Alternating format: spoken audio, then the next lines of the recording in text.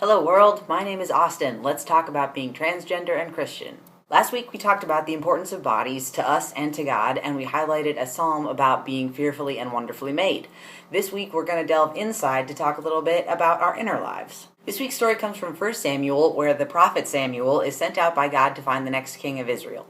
Israel's first king, named Saul, started out as a pretty good guy, but eventually made a lot of decisions that were not that hot, and so God decided that Israel needed a new king. So Samuel is led by God to the town of Bethlehem, to the house of a man called Jesse who had 8 sons, and Samuel is told that one of these 8 sons is going to be the next king. 1 Samuel chapter 16, verses 6 and 7 say, "When the sons came, Samuel looked on Eliab the oldest and thought, 'Surely the Lord's anointed is now before the Lord.' But the Lord said to Samuel, 'Do not look on his appearance or on the height of his stature, because I have rejected him. For the Lord does not see as mortals see. They look on the outward appearance, but the Lord looks at the heart.'" Now, the idea that God is looking at our hearts can be kind of scary. There is a verse in Jeremiah chapter 17 that says that the heart is deceitful and corrupt. So the idea of God looking at that is enough to make anybody squirm. But consider this. Jesus says that the sum of the whole law, of everything we're supposed to do, can be summed up in one sentence. You are to love the Lord your God with all your heart and with all your soul and with all your mind, and love your neighbor as yourself. Now, if only bad things came from our hearts, if we were only capable of things like corruption and lying and stealing, and if that was all our heart was, we wouldn't be capable of these things.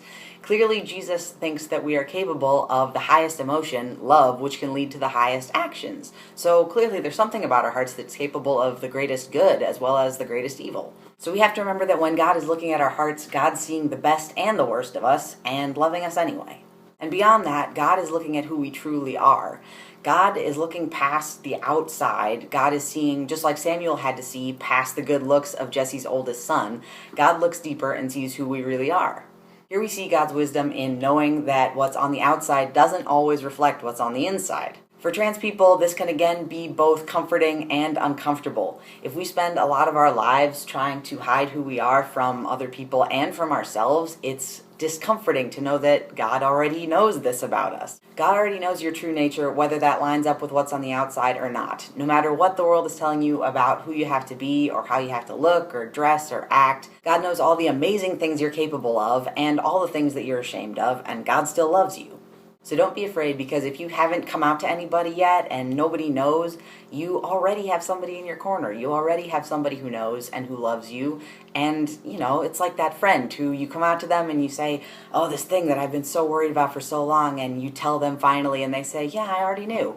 You already have somebody who knows you and loves you honestly and completely. Our challenge is to accept that love, to learn to love ourselves, and then to throw that love back out into the world towards God and towards our neighbor. Our challenge is to love God and to love our neighbor with that same confused, messy, broken, crazy, wonderful X-ray heart.